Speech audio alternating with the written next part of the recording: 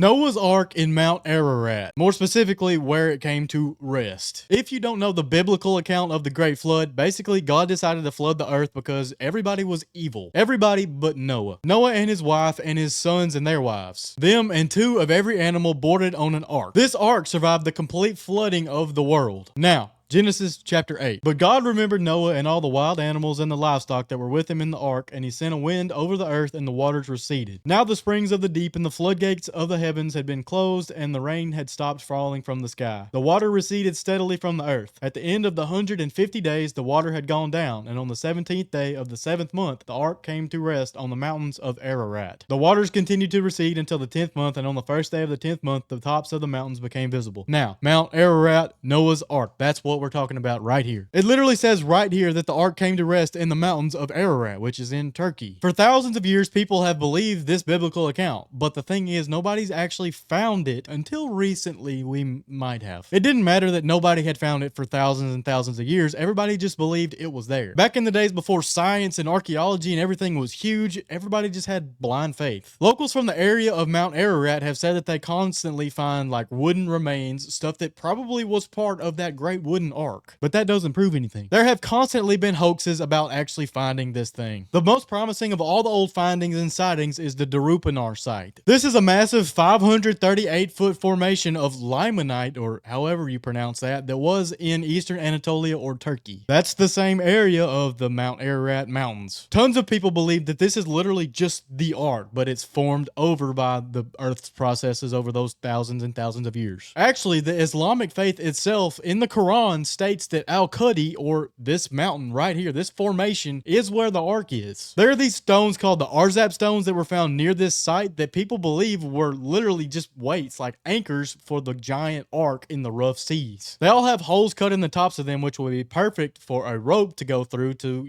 hold down a boat as an anchor. The ancient Babylonian story, the Epic of Gilgamesh, has its own accounting of this great flood. It says that stones just like this were used to hold some sort of ark steady in the water.